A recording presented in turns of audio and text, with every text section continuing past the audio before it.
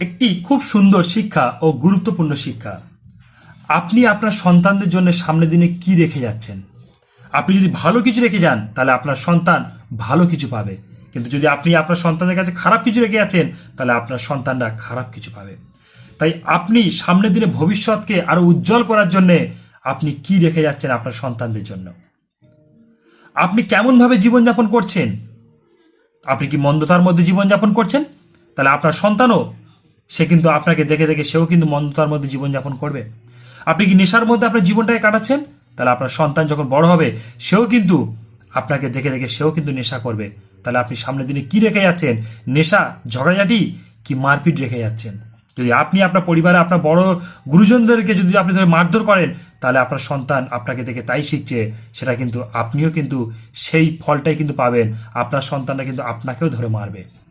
যদি আপনি আপনার পরিবারের গুরুজনদেরকে, আপনার মা বাবাকে যদি আপনি সম্মান করেন তাহলে আপনার সন্তান বড় হয়ে আপনাকে সম্মান করবে। তাই তো ঈশ্বর বাক্য বলছে, তুমি যেমন বুনিবে তেমনই কাটিবে। আপনি কি বুনছেন সামনের দিনের জন্য, এটাকে ভালো করে ধ্যান করুন যে আপনি আপনার সন্তানদের জন্য কি রেখে যাচ্ছেন। শিক্ষা মানুষদেরকে গেঁথে তোলে। আপনি আপনার সন্তানদেরকে কি শিক্ষা দিচ্ছেন সেটা গুরুত্বপূর্ণ বিষয়।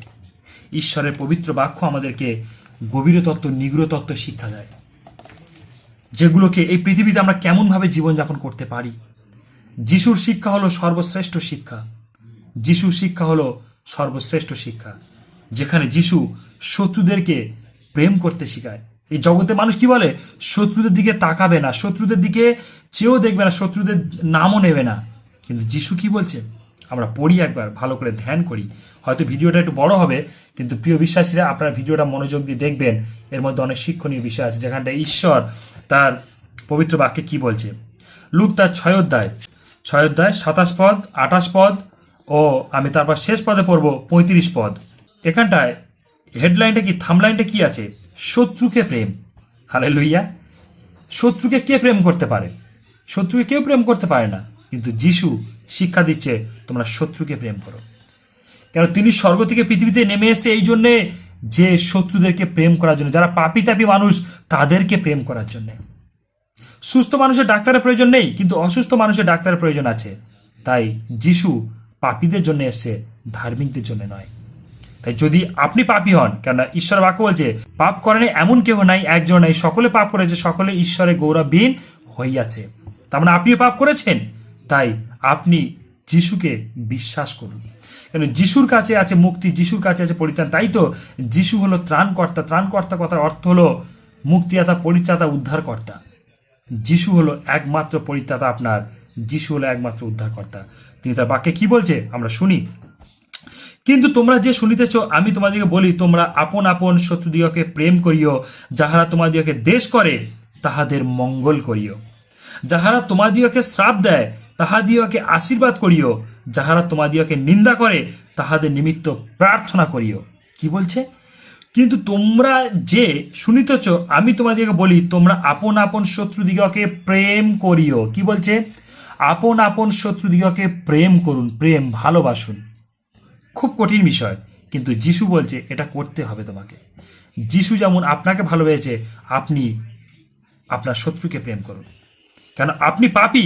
যদি ঈশ্বর যদি আপনাকে প্রেম করতে পারে, তাহলে আপনি কেন আপনার শত্রুকে প্রেম করতে পারবেন না? আপনাকে প্রেম করতে হবে। যিশু এটা বলছে, তাহাদের মঙ্গল করিও যাহারা তোমাদিগকে শ্রাপ দেয়। যারা আপনাদেরকে অভিশাপ দিচ্ছে, যারা আপনাকে দিনরাত দিনরাত শ্রাপ দিচ্ছে, মুখ দ্বারা মন্দ মন্দ কথা বলছে আপনাদেরকে, যিশু বলছে তাদেরকে তুমি মঙ্গল করো, তাদের মঙ্গল করিও। কেন? তারা যদি আপনাকে অভিশাপ দিচ্ছে, আপনি তাদের জন্য আশীর্বাদের বাক্য বলুন, যে ঈশ্বর তোমাদেরকে আশীর্বাদ করুক, ঈশ্বর তোমাদেরকে ভালো রাখুক। হালেলুইয়া।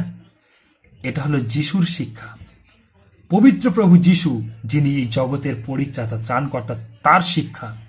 আপনি আপনার শত্রুদেরকে আপনি প্রেম করুন এবং তাদের জন্য মঙ্গল করুন। যারা আপনাদেরকে অত্যাচার করছে তার জন্য মঙ্গল করো। হালেলুইয়া। তারপর কি বলছে? তাহাদিগকে আশীর্বাদ করিও, যাহারা তোমাদিগকে নিন্দা করে তাহাদের নিমিত্ত প্রার্থনা করিও। যারা আপনাদেরকে নিন্দা করে, তাড়না করে, মন্দ মন্দ কথা বলে, তাদের জন্য আপনি প্রার্থনা করুন, ঈশ্বরের কাছে প্রার্থনা করুন।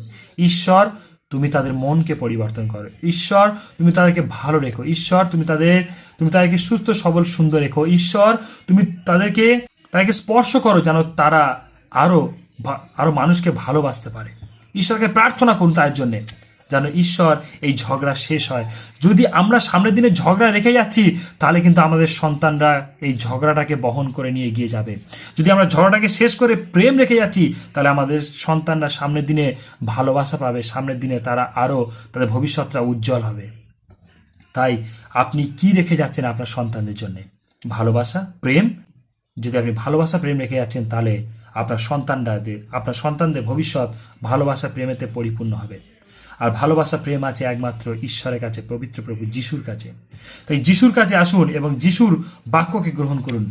যিশু পারে আপনার জীবনকে পরিবর্তন করতে, আপনার মনকে পরিবর্তন করতে। তাই ঈশ্বরের বাক্যকে গ্রহণ করুন। আমি লাস্ট একটি পদ পড়ব, 35 পদ ও 36 পদ, যেখানে ঈশ্বর বাক্য বলছে, কিন্তু তোমরা আপন আপন শত্রুদিগকে প্রেম করিও, তাহাদের ভালো করিও এবং কখনো নিরাশ হইও না, ধার দিও, তাহা করিলে তোমাদের মহা পুরস্কার হইবে এবং তোমরা পরাৎপরের সন্তান হইবে, কেননা তিনি অকৃতজ্ঞদের ও দুষ্টদের প্রতিও কৃপাবান। তোমাদের পিতা যেমন দয়ালু তোমরাও তেমনি দয়ালু হও।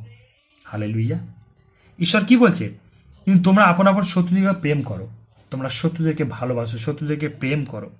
বলছে যে তাহাদের ভালো করিও, তাহাদের মঙ্গল করিও এবং তাহাদের ধার দিয়ে, যদি কিছু ধার দাও তাহলে কিছু চেয়েও না, ধার দিয়ে সেই জিনিসটাকে চেয়ে নিও না। তাহলে চেয়ে নিলে তো সেইখানটা সমস্ত জিনিসটার সম্পর্কটা কি, আপনি ধার দিয়ে যদি আপনি চেয়ে নিচ্ছেন তার মানে কি, যে আপনি তাহলে তার কাছে, মানে সে তার আপনার কাছে ঋণী থাকলো না, কেন আপনার ঋণটাকে সে শোধ করে দিয়েছে।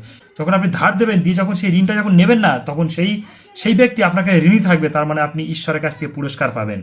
এবং কি বলছে, যে তাহা করিলে তোমাদের মহা পুরস্কার হইবে। যখন আপনি কাউকে ধার দিয়ে যখন সেই ধারটাকে নেবেন না, ঈশ্বর আপনার জন্য মহা পুরস্কার রেখেছে। হালেলুইয়া। আর কি বলছে, যে তোমাদের পিতা যেমন দয়ালু তোমরাও তেমন দয়ালু হও। আমাদের ঈশ্বর পিতা যেমন দয়ালু, তেমন বলছে আমাদেরকেও দয়ালু হতে বলছে। আপনারা দয়ালু হন। শিক্ষা মানুষদেরকে গেঁথে তোলে আর প্রচার মানুষকে উদ্দীপনা করে, কিন্তু শিক্ষা মানুষদেরকে গেঁথে তোলে। তাই আমাদের গেঁথে ওঠা প্রয়োজন। শিক্ষা মানুষদেরকে ধরে রাখে। তাই আপনার সন্তানদেরকে সঠিক শিক্ষায় গড়ে তুলুন, যেন আপনার সন্তানরা সেই শিক্ষাকে ধরে রাখতে পারে এবং সামনের ভবিষ্যৎ উজ্জ্বল হতে পারে। হালেলুইয়া। এবং আপনার সন্তানরা সঠিক শিক্ষা পাবে যখন আপনার সন্তানদের হাতে আপনারা পবিত্র বাইবেলকে তুলে দেবেন। তাই পবিত্র বাইবেল তুলে দিন আপনার সন্তানের হাতে।